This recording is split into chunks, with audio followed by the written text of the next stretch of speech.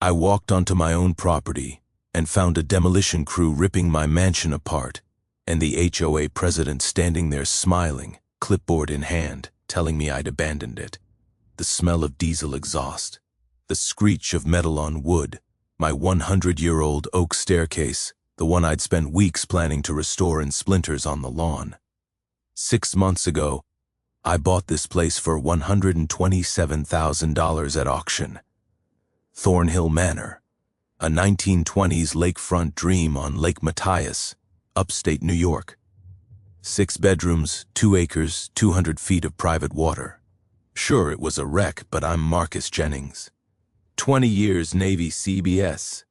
I've rebuilt bridges in war zones, left for a 3-month Alaska job, came home to this.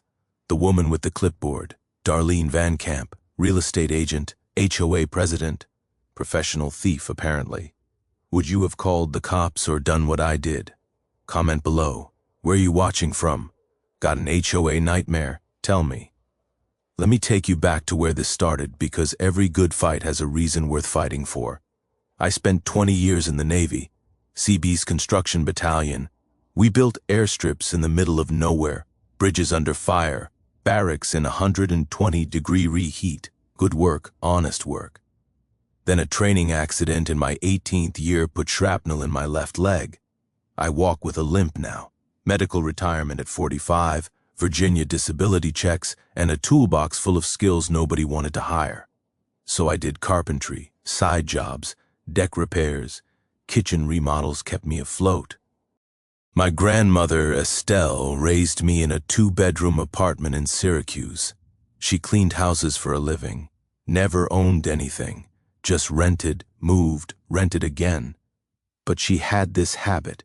She'd clip pictures from magazines, lakefront homes, big porches, docks stretching into blue water.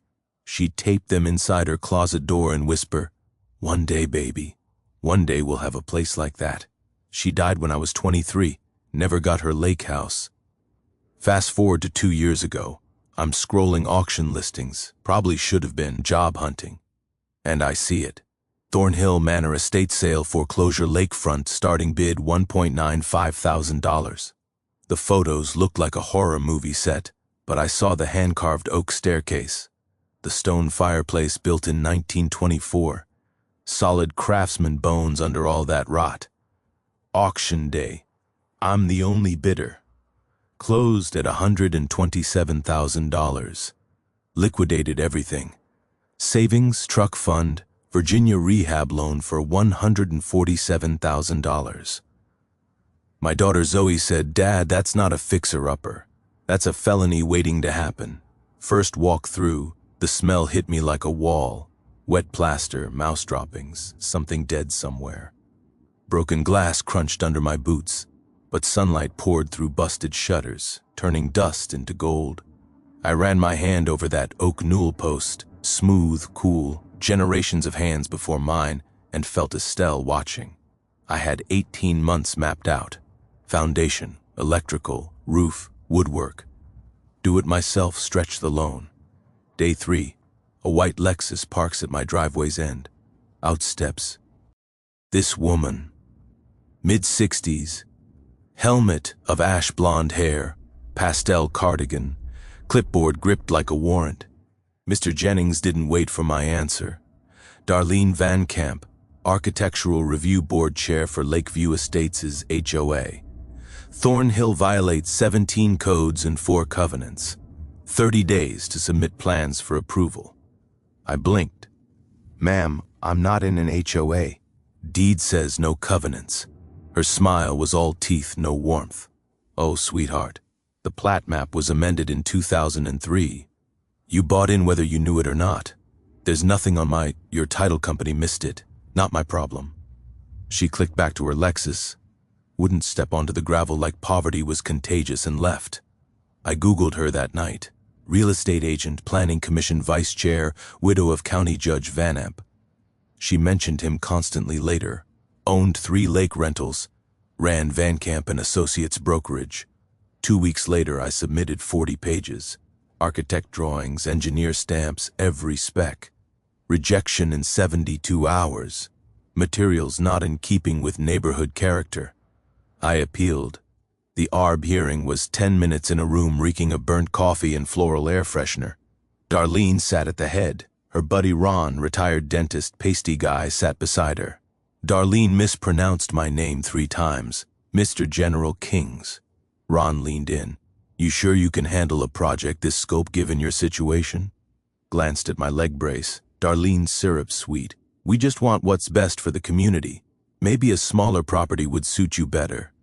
I kept my face neutral. I'll resubmit with adjustments. Walking out, I heard Ron mutter, "Good luck with that." That's when I knew this wasn't about codes. She wanted me gone. Week 4, I hired a structural crew. 3 guys, good rates to shore up the sagging north wall. Winter was 4 months out. If that wall went, the whole second floor could collapse. Day 2 of work, a county inspector pulls up. Jerry, 50 seconds, gut hanging over his belt, clipboard permanently glued to his hand. Work stop order. He slapped a red tag on my front door like he was serving a warrant. I wiped sawdust off my hands. What's the problem? Building permits incomplete. Foundation surveys off by 18 in. Need an amended permit before you continue. Off by 18 in. According to who? Jerry shrugged. County records. You'll need a new survey. 6 to 8 weeks processing. All work ceases immediately. Walked back to his truck. Boots crunching gravel loud enough to wake the dead. Didn't even look back. I called the survey company that afternoon. They pulled their file. Mr. Jennings, our measurements were accurate to the inch. We stake our license on it. Then who told the county it was wrong? Long pause. Permit review committee flagged it. There's a vice chair signature on the hold order. Didn't need 3 guesses. My contractor Lyle called that night. Good man. Father of 4. Voice tight with guilt.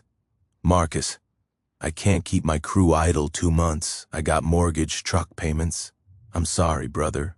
I know. No hard feelings? I sat alone in Thornhill that evening on the grand staircase. Only piece of furniture in the whole place. The half-raced wall gaped open to November wind. Outside, the lake lapped against the dock. Used to sound peaceful. Now it sounded like mocking laughter. My phone buzzed. Zoe texting, "Dad, you okay?" I typed back, "Yeah, just tired." Didn't tell her I'd been staring at that wall for an hour, thinking maybe she was right. Maybe this was a teardown.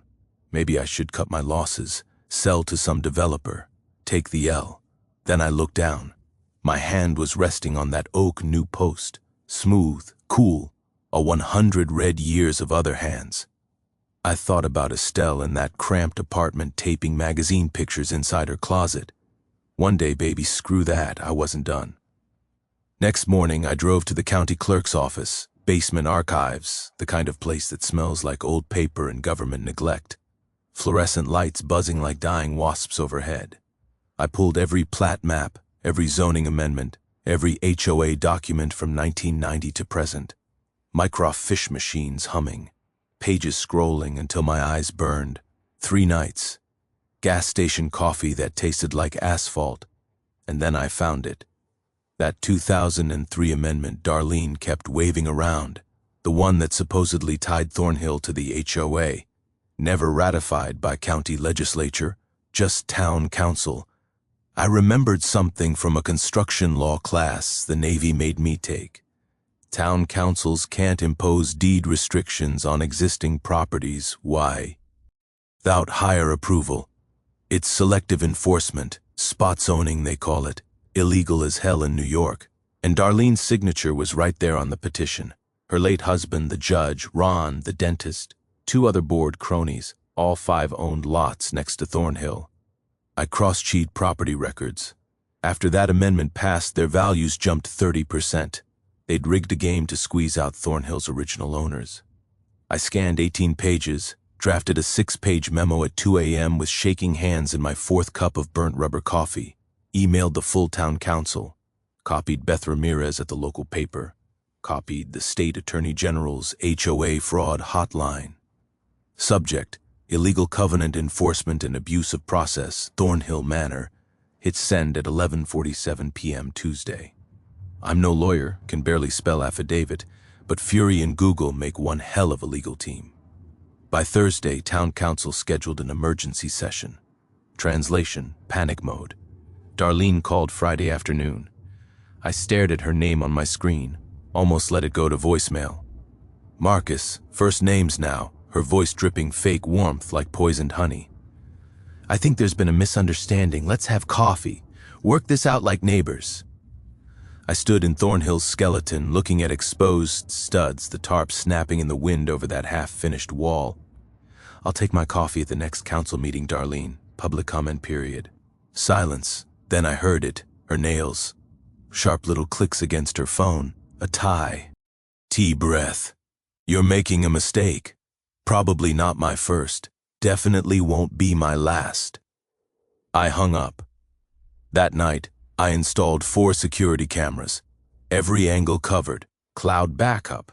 If she wanted war, I'd document every battle. The council meeting was 2 weeks out. Plenty of time for her to escalate. And oh, she did. Week 7, I showed up to the monthly HOA meeting, open to the public, technically ready to present my findings about that illegal plat map. I had printouts. I had my laptop with scanned documents. I even wore a button-down shirt instead of my usual Carhartt. Figured I'd look respectable, professional, harder to dismiss. I walked into that meeting room at the community center and knew immediately I'd been outplayed. Darlene had beaten me there by 2 hours. Every single seat had a glossy flyer on it, full color, professional print job. Must have cost her $500 easy. Guess that's what panic buys you. Header in bold red. Safety concerns at Thornhill Manor. One resident's reckless renovation endangers us all. I picked one up. My hands didn't shake. That's Navy training. You don't react until you've assessed the situation. But inside, I was furious. The flyer claimed my unsecured construction site was attracting trespassers. Teenagers drinking by the lake, leaving trash. Said debris from my work was washing into the water, creating environmental hazards, accused me of doing unlicensed electrical work that could spark a fire and threaten neighboring homes. Every word was a lie, but it was printed on heavy cardstock with charts and bullet points, so it looked true. Darlene sat at the head table, hands folded, that pearl necklace gleaming under the fluorescent lights. She smiled at me. Not a friendly smile, the smile of someone holding a royal flush. I sat in the back row, didn't say a word, just listened. 3 neighbors testified, all of them ARB members or relatives thereof. First up was Phyllis, 7 seconds Darlene's bridge partner, floral dress, and enough perfume to gas a small room. My property value has dropped $40,000 since that man moved in. $40,000, my realtor confirmed it. She wouldn't look at me. Second was Ron, the dentist. I've personally witnessed unsecured materials, lumber piles, exposed wiring. It's a lawsuit waiting to happen. Third was some guy I'd never seen. Turned out to be Ron's cousin. Lived 3 streets over. My kids used to play by that lake. Now I won't let them near it. Who knows what's in the water? The room nodded along. People I'd never met, never wronged, all agreeing I was some kind of reckless menace. One woman in the 3rd row glanced at me, then quickly looked away. Then Darlene stood, cleared her throat. The room went silent. Given these serious concerns, I'm proposing an emergency bylaw amendment. Any uninhabitable structure left unoccupied for 90 consecutive days can be declared a public nuisance. The HOA would have the authority to remedy the situation up to and including demolition with costs billed to the property owner. She paused. Let that sink in. We're not targeting anyone. This is about protecting our community.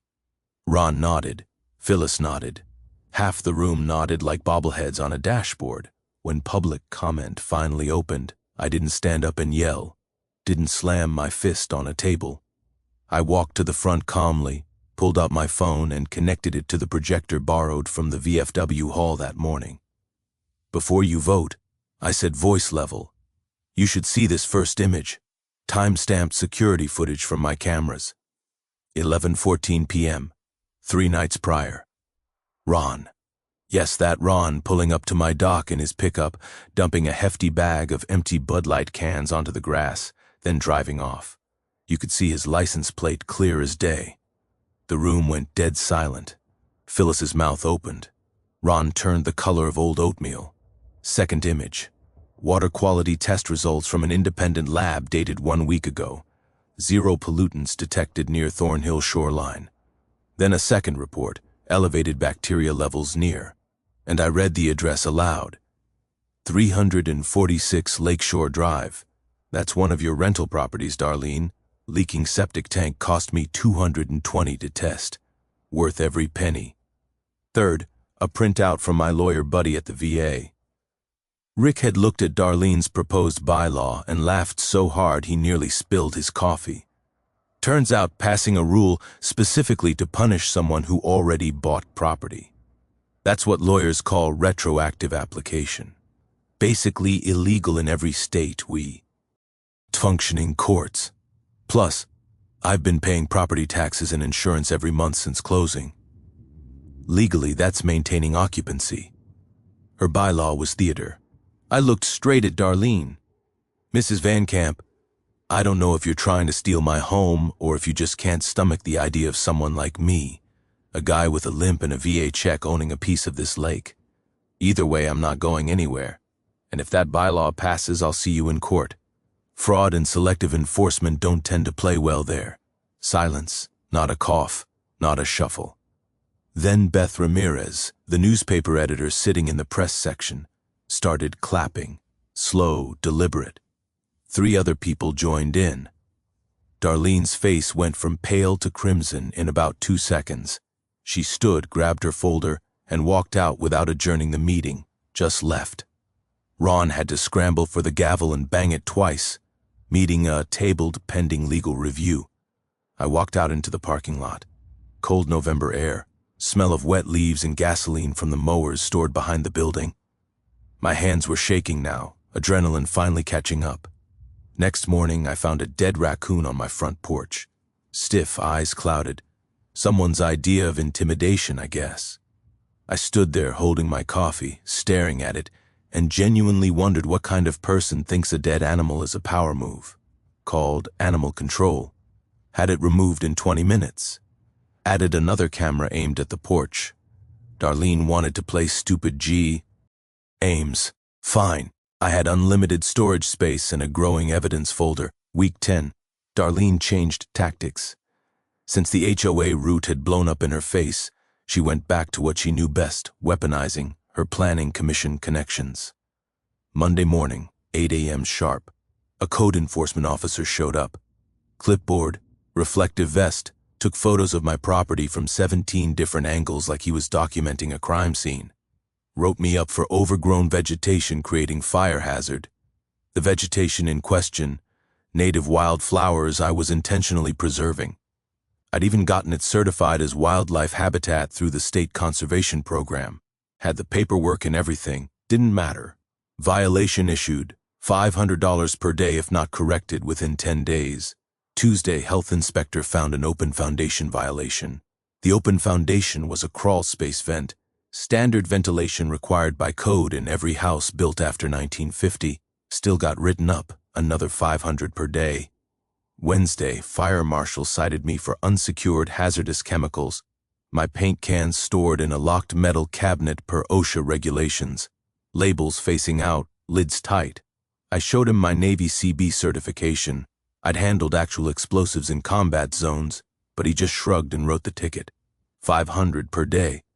3 violations, 10 days to fix problems that weren't problems. Total potential fines, $15,000. I sat at my folding table that night in the pop-up camper. No running water in Thornhill yet. No heat. Just me and a space heater that barely worked. November cold crept through the canvas walls. My bad knee throbbed in the damp. I spread those citations out like a losing hand at cards and did the math. 15 grand would wipe out what was left of my renovation budget. I'd have to stop work entirely, sell at a loss, prove Darlene right. I sat there for an hour staring at those papers and genuinely wondered if Estelle would have wanted me to destroy myself over a house. Maybe the smart move was surrender. Then my phone rang. Lyle, my old contractor, the one who'd had to bail months ago. Marcus, I heard what she's doing. It's garbage, man. Look, I can't do full time, but weekends I'm yours. Free labor, you just cover materials. I couldn't speak for a second. Lyle, you got 4 kids. Mortgage. I can't ask you to. You're not asking, I'm offering. My kids need to see that sometimes you stand up to bullies instead of just talking about it. Let me help. My throat went tight. 20 years in the military. I'd had brothers in arms. Hadn't expected to find one here. Yeah, okay, thank you. 10 minutes later, Elena called. My neighbor 2 lots over. The one who never joined Darlene's HOA cult. Marcus, I saw who dumped that raccoon. Ron's brother-in-law. I got his plate number. I'll sign an affidavit if you need it. Elena, you know she'll come after you next. She laughed, sharp, bitter. Honey, she's been trying to cite me for unapproved mailbox color for 3 years. I'm used to it. Besides, my daughter's watching. I'm not teaching her to look away. That's 2, I thought. 2 people willing to stick their necks out. Third call came that evening. Beth from the newspaper. I've been digging into Darlene's past. Found 3 prior HOA disputes, all settled out of court, all with NDAs. Can't print specifics, but the pattern's obvious. She's a repeat offender. Can you run with that? Not yet, but keep feeding me facts. I'll build the case. I hung up and sat there in the dark camper, space heater humming, and realized something. I wasn't alone anymore. That changed the math entirely. Week 11. Then Darlene filed a lien against Thornhill, claimed I owed 6 months of HOA dues, $200 per month, plus $800 in late fees, $1,200 total. The lien hit public record Friday afternoon. Monday morning, my bank sent a letter. Title cloud detected. Resolve immediately or loan may be called. That was the gut punch. A lien tanks your credit, spooks lenders, kills renovations dead. Darlene knew exactly what she was doing. She was trying to financially strangle me. I called Rick, my VA attorney buddy, told him everything. Long silence on his end, then a low whistle. Marcus filing a knowingly false lien in New York. That's a misdemeanor. Plus it opens her to civil damages triple the lien amount. She just committed a crime in writing and signed her name to it. How fast can we move? 48 hours. Watch this. Rick sent a demand letter that afternoon. Certified mail, legal letterhead, the works. Withdraw the lien in 48 hours or face criminal referral and a $3,600 counterclaim. Darlene's expensive Albany attorney called Rick Tuesday morning. They spoke for 11 minutes. Wednesday, the lien vanished.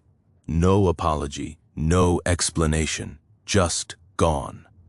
But Beth ran the story anyway. Page 3, Veteran Battles HOA Overreach, Van Camp under scrutiny for development conflicts in a town of 8,000. Page 3 might as well be a front-page felony. That night, I built a fire in the pit by the dock, burned the lien withdrawal notice ceremonially, completely legal, completely satisfying. The paper curled and blackened, smoke twisting up into the cold October dark. I could smell applewood from the kindling, taste the ash on the wind. Somewhere overhead, a ski of geese honked south. They had the right idea. Leave before winter kills you. But I wasn't built that way.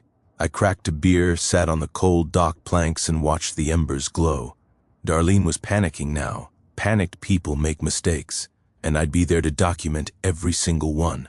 Week 13, Beth called me on a Tuesday morning while I was up on Thornhill's roof patching a leak. Hands numb, fingers barely working. Marcus, you need to see this. I'm coming over now. 20 minutes later, she pulled up with a cardboard file box and the kind of caffeinated energy that screams, either breakthrough or break down. We crammed into my camper.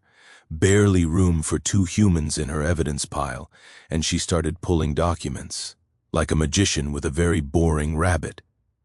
I requested 5 years of planning commission votes.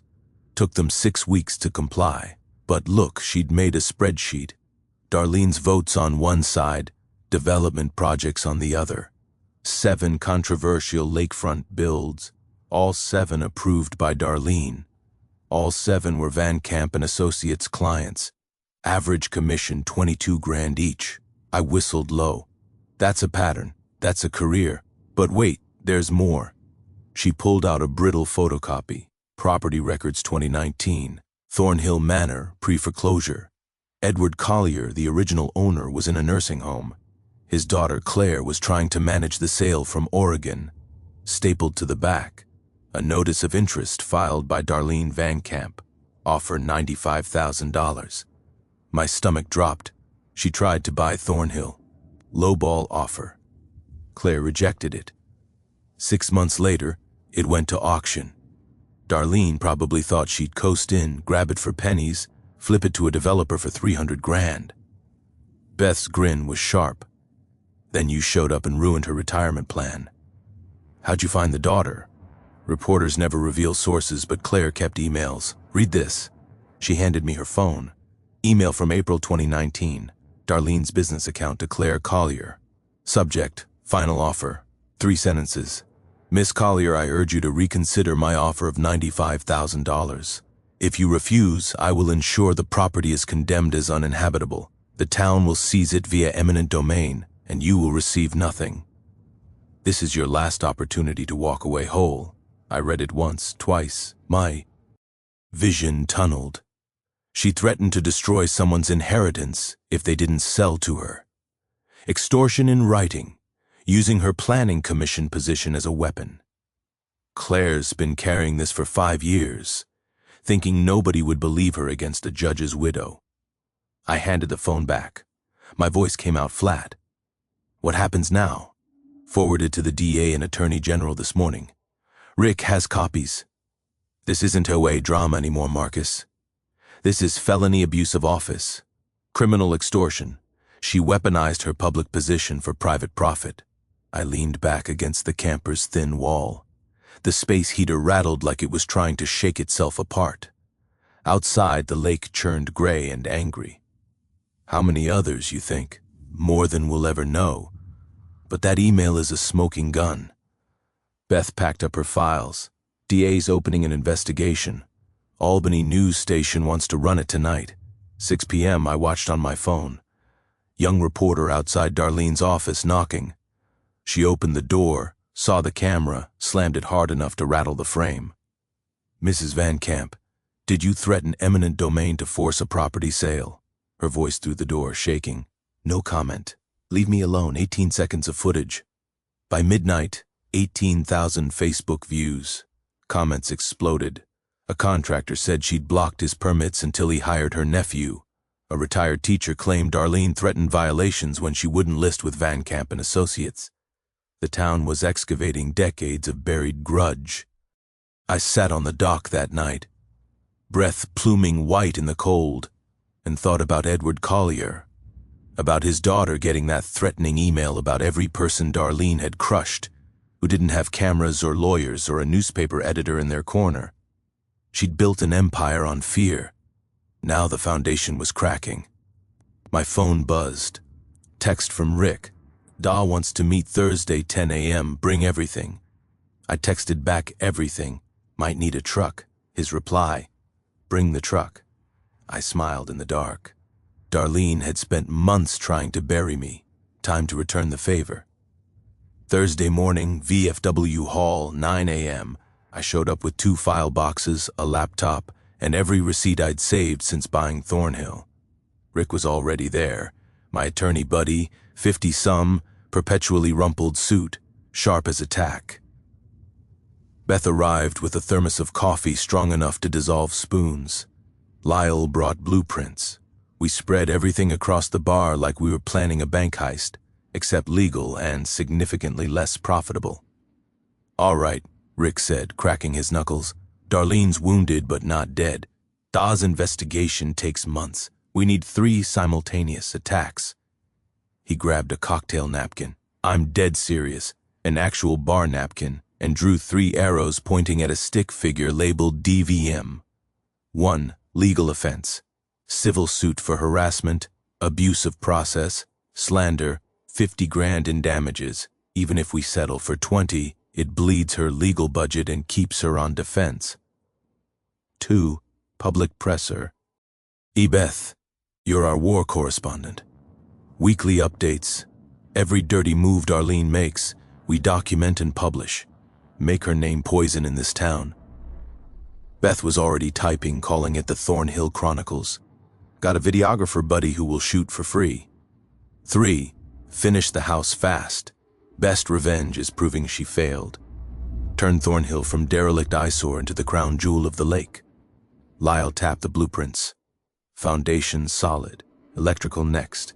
My brother-in-law Troy, licensed electrician, ex-army. He'll work at cost.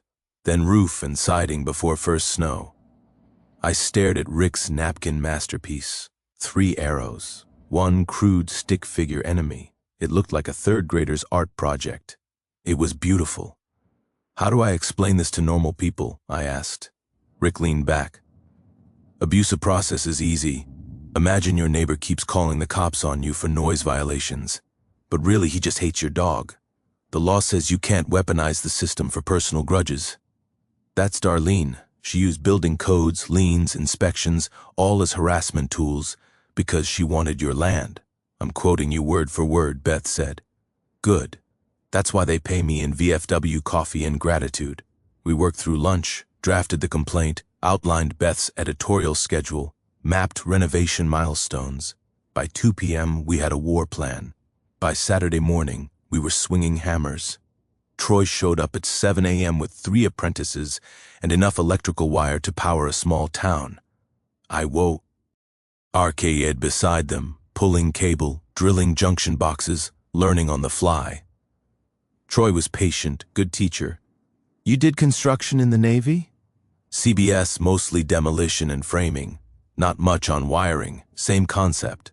Electricity flows like water, just don't cross the streams or you'll blow something up. That I understand. We ripped out the original 1924 knob and tube wiring. Cloth wrapped, brittle, some pieces charred black from decades of overload. Troy held up a particularly crispy strand for Zoe's camera. This is what we're saving this house from. One good lightning strike and Thornhill would have burned to the foundation. That Instagram clip hit 40,000 views in 2 days. Comments rolled in. Real American craftsmanship. This is what backbone looks like. Darlene who? Then the community showed up. Elena organized a Thornhill barn raising. Old school work party. Saturday morning. 30 volunteers appeared. Veterans from the VFW. Elena's church group. Curious neighbors. Even Phyllis. Yes, that Phyllis. Darlene's former bridge partner showed up carrying a pie pumpkin homemade. She set it on the porch railing, hands shaking slightly. Wouldn't quite meet my eyes. The note tucked under the tin read, I was a coward when I should have been a neighbor. Thank you for showing me the difference. I found her later painting window trim. Phyllis, you didn't have to. Yes, I did. I'm 73 years old. I don't have time left to be on the wrong side. We painted siding, rad 6 months of leaf rot, plah. Ented 200 spring bulbs that had bloomed long after this fight was over. Deke from the lumber mill rolled up with a truckload of reclaimed oak. Heard you need flooring. I reached for my wallet. He stopped me. Darlene extorted $2 grand out of my grandson for a deck permit 3 years ago. Called it expediting fees. This is on me. Call it delayed justice. By sunset, Thornhill glowed. Not finished. Months left, but alive. Lights in the windows. Laughter bouncing off the water. Deke fired up a grill. Someone brought a cooler of beer. Impromptu party on the lawn. The smell of charcoal and cut grass mixing with the lake breeze. I stood on the porch watching 30 people who'd been strangers 6 months ago, now working like family, and felt something unfamiliar bloom in my chest. Not victory yet, but hope. Actual hope. Monday, Rick filed the lawsuit. $50,000 in damages, 18 pages of exhibits. Darlene's attorney called within hours, asking about settlement. Rick's response, "See you in court." Tuesday, the state board suspended Darlene's real estate license pending ethics review. Van Camp and Associates shut down overnight. Her empire gone. I installed a 24/7 live stream on Thornhill's porch. YouTube channel Thornhill Restoration. 3,200 subscribers by Friday. Description: rebuilding a dream. Watch us win. I set up a cot in the foyer, sleeping bag, space heater. I wasn't leaving this house again. Darlene wanted Thornhill. She'd have to drag me out, and this time I had witnesses, thousands of them. WBR Baw. Eek. 18, early December. I woke at 3 a.m. to every security alarm in Thornhill screaming at once. Not a malfunction. The motion sensors were going berserk. I grabbed my phone, pulled up the live feeds, and watched in real time as a truck with obscured plates backed up to my driveway and dumped a mountain of construction debris. Broken drywall, shattered tiles, and then bags marked with orange hazard labels. Asbestos, illegal to transport without permits, lethal to expose, and now spread across my lakefront like a toxic welcome mat. The truck idled for 90 seconds, then peeled out, gravel spraying. My final county inspection was in 5 hours. Someone had just tried to get me arrested. I didn't panic. Navy training. Assess before you react. I threw on a coat, grabbed a flashlight, and walked outside into air so cold it burned my lungs. The debris pile was massive, 2 tons easy. I started documenting everything with my phone, photos from every angle, video walkthroughs, close-ups of those asbestos bags with their warning labels clear as day. The smell hit me then, diesel exhaust still hanging in the air, mixing with the chemical stink of old building materials. This wasn't random. This was expensive. Someone had paid good money to destroy me. At 7:30 a.m., Jerry, the code inspector, showed up early. He wasn't alone. County sheriff's deputy trailing behind in a patrol car. Jerry climbed out, saw the debris, and I swear his face lit up like he just won the lottery.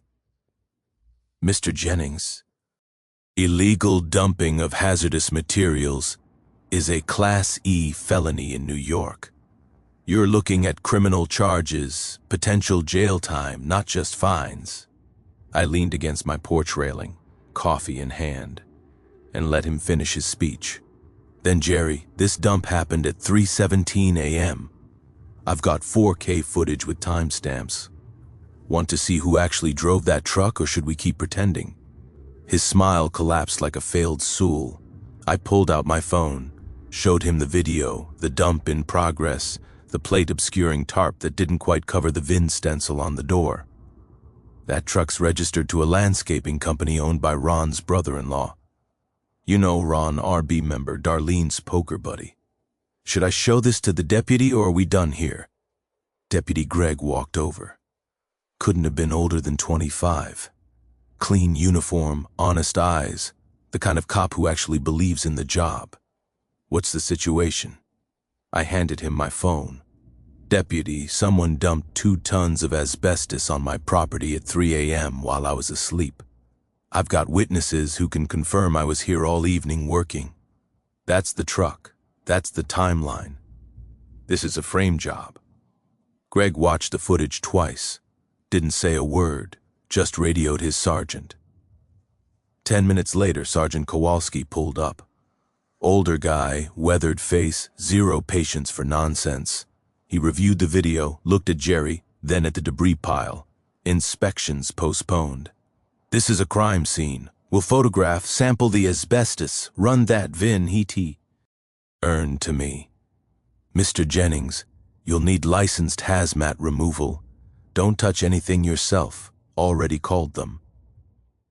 Elena's cousin arrived at noon with a crew in full Tyvek suits and respirators, moving through the debris like they were dismantling a bomb. Each piece bagged, each bag logged, chain of custody tighter than a military operation. I stood on the porch watching, coffee going cold in my hand, doing the math. $4,200. That's what this stunt was costing me.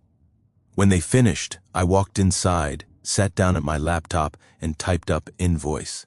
Professional itemized, $4,200 for emergency hazmat cleanup. I printed it on fancy paper, slid it into an envelope, added a handwritten note. Darlene, consider this an invoice for your desperation. Payment due in 30 days. Late fees apply. Sent it certified mail. She'd never pay. That wasn't the point. The point was making sure she knew that I knew, and that I wasn't afraid. Tuesday, Ron resigned from the ARB. One sentence, personal reasons. His brother-in-law's company put out a press release. The truck had been stolen that night and mysteriously returned the next morning with a full tank of gas. Even Ron's neighbors weren't buying it. By Thursday, the DA added sabotage to Darien's file. Conspiracy, property destruction, witness intimidation. Her expensive Albany lawyer stopped taking her calls, probably realized she couldn't pay his retainer anymore. Van Camp and Associates went dark for lease sign in the window. Darlene's white Lexuber bar S sat in her driveway under a tarp collecting snow like a tombstone. I installed 2 more cameras, 6 angles now covering every approach. The YouTube live stream hit 5,200 subscribers. People watching me sand floors and grout tile in real time. One comment stuck with me. This is better than Netflix, and I actually care if the hero wins. I wasn't a hero. I was just a guy who refused to quit. But Darlene still had 1 card left to play, and desperate people make the worst decisions. Week 20, mid-December, I was inside Thornhill installing cabinet hardware. The kitchen was finally taking shape when I heard a car pull up. Not Lyle's diesel truck or Elena's rattling minivan, something quieter, expensive. I looked out the window. Darlene's white Lexus engine idling in my driveway. She sat behind the wheel alone. No clipboard, no backup, just her, staring straight ahead like she was working up courage. I watched for a full minute. She didn't move. Finally, I walked down to meet her, hands in my jacket pockets, breath fogging in the December cold. She cracked her window exactly 2 in, wouldn't roll it down further. Her face looked 10 years older than the last time I'd seen her. Makeup not quite hiding the sleepless nights, hair pulled back tight, but missing that shellacked perfection. 2 months of legal warfare had carved her hollow. Marcus. Her voice was steady on the surface, but brittle underneath, like ice over deep water. I'd like to make you an offer.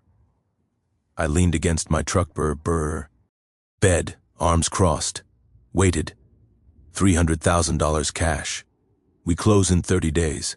You walk away clean, no lawsuit, no bad blood. And I'll make sure the DA drops the investigation. She said it fast, practiced like if she paused, she'd lose her nerve. I let the silence hang there.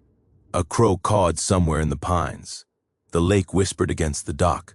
She was offering me triple what I'd paid, enough to buy something easier. Somewhere without history, without her. You don't have that kind of pull anymore, I said quietly. Your license is suspended, your business is shuttered, and you definitely can't make a DA drop criminal charges for extortion and fraud. Her hands went white-knuckle on the steering wheel. You don't know what I can still do.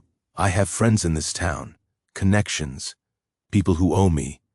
Had friends, past tense.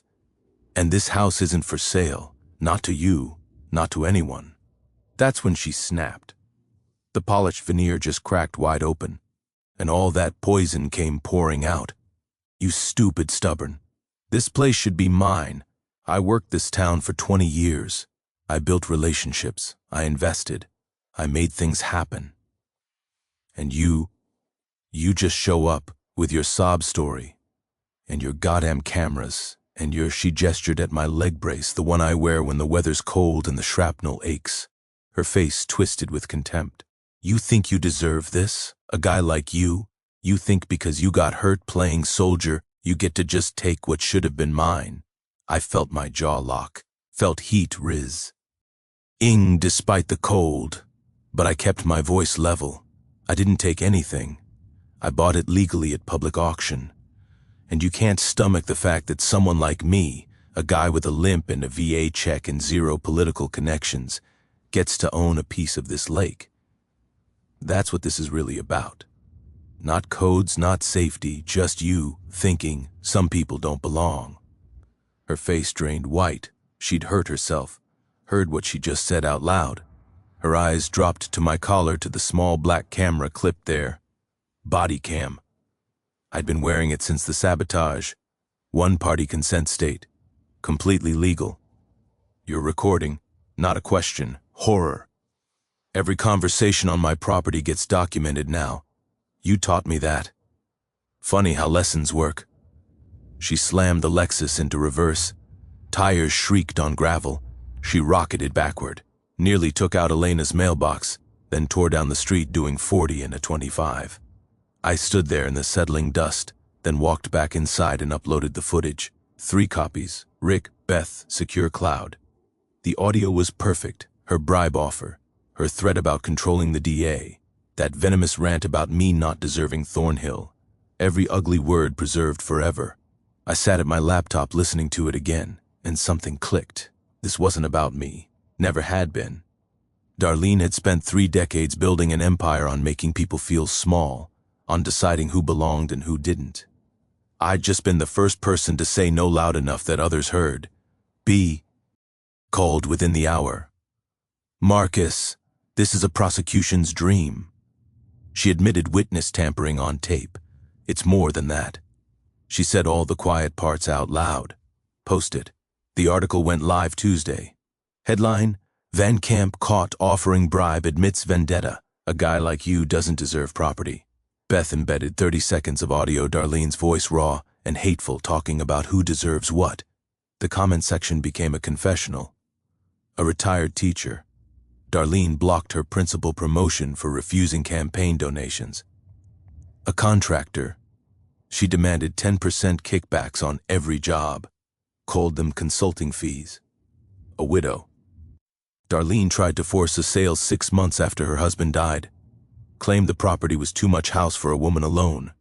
30 years of small cruelties finally getting air.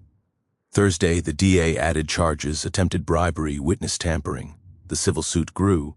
Intentional infliction of emotional distress. Exhibit A attached. Friday, the town council voted to dissolve the ARB permanently. Over the weekend, the HOA lost 80-member homes. Darlene's business partner issued a statement so carefully lawyered it basically screamed, "I'm not going down with this ship." And Sunday afternoon, 60 neighbors met at the library. No HOA, no bylaws, just people. They formed the Lakeview Watch. Voluntary, no enforcement, just neighbors helping neighbors. Phyllis stood up, hands shaking. I followed her. I was wrong. I'm here to do better now. The room clapped. Quiet, respect. CT full. Forgiving. Maybe in time. Elena found me. After the DA scheduled a public hearing, January 9th, community impact statements before arraignment. You speaking? I nodded. Yeah, I'm speaking. Good, we all are. 3 weeks to prepare. 3 weeks until we ended this in front of everyone who'd watched, waited, or suffered in silence. I was ready. January 9th, the community impact hearing was scheduled for 6 p.m. at Town Hall.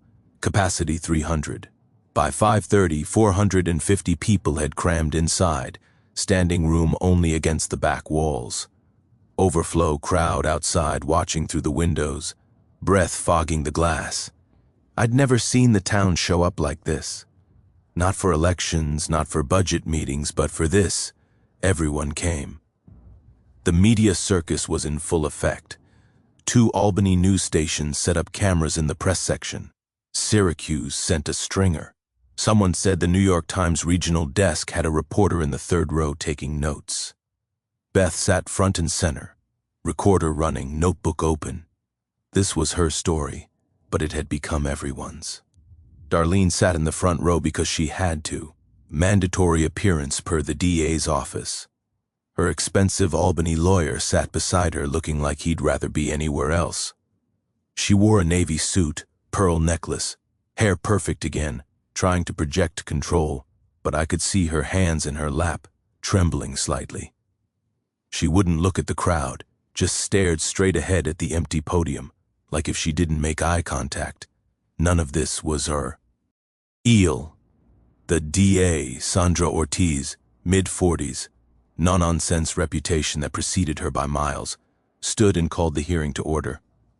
Gavel cracked once. The room went silent so fast you could hear the radiators hissing. This is a community impact hearing for case number 2024 CR 847, People versus Darlene Van Camp. Charges include abuse of office, extortion, attempted bribery, filing false instruments, and witness intimidation. Before formal arraignment, the court invites affected community members to speak. We'll proceed in order of sign-up. She called my name first. I stood, walked to the podium, and looked out at 450 faces. Some I knew, most I didn't, but they were all here for this, for me, for everyone Darlene had crushed. I'd written notes, threw them away that morning. This needed to come from somewhere deeper. My grandmother's name was Estelle Jennings. She raised me in a 2-bedroom apartment in Syracuse, worked as a housekeeper her whole life, never owned anything, but she had this habit. She'd clip pictures from magazines, lakefront homes, big porches, water views. She'd tape them inside her closet and tell me, "One day, baby, one day we'll have a place like that." I paused. The room was so quiet I could hear someone's phone vibrate 3 rows back. She died when I was 23. Never got her lake house. But 2 years ago, I bought Thornhill Manor. Not because I'm rich, not because I have connections. Because I worked, I saved, and I showed up at an auction. That's how America is supposed to work. The system, when it works, doesn't belong to whoever shouts loudest or knows the right people. I looked at Darlene. She still wouldn't meet my eyes. Darlene Van Camp tried to steal that. She used her position, her connections, her authority to harass me, bankrupt me, and drive me off my own land. Why?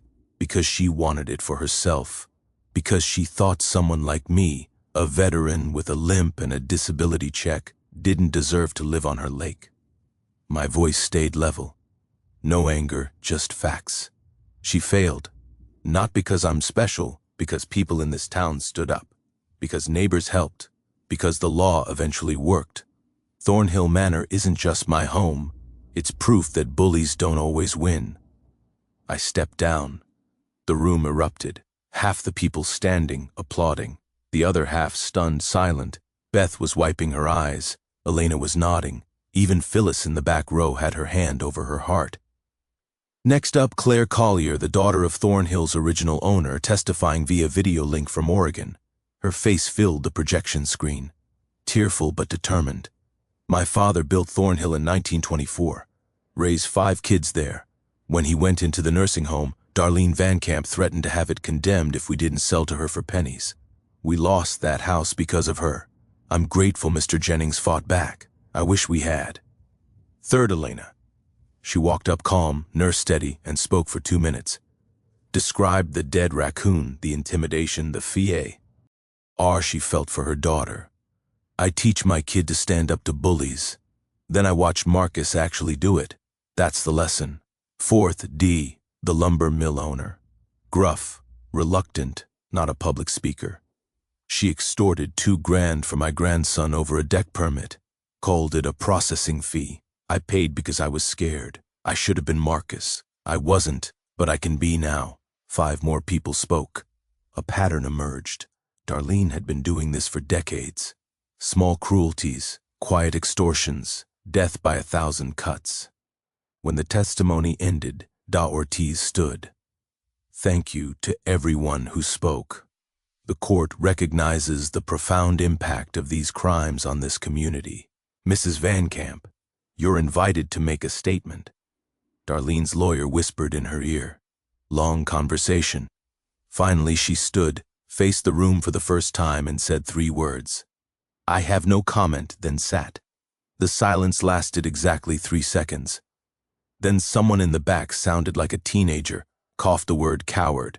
Nervous laughter rippled through the crowd. The DA didn't smile, but I saw her mouth twitch. She banged the gavel. The defendant is formally indicted on 6 counts. Bail set at $50,000. Arraignment scheduled for February 3rd. Darlene posted bail that night, but her mugshot was online by morning. The damage was done, not in court. In the eyes of everyone who'd watched her refuse to speak. March, 14 months after I bought Thornhill Manor. The final county inspection happened on a Tuesday morning. Y showed up. Yes, that Jerry, with a different inspector supervising him. They walked through every room, tested every outlet, checked every joint. 2 hours later, the supervisor signed off. 0 violations. Thornhill Manor was officially, legally, completely habitable. I stood on the front porch holding that certificate of occupancy like it was a birth certificate. In a way, it was. The house had been dead for a decade. Now it was alive. That weekend, I hosted an open house. 200 people came.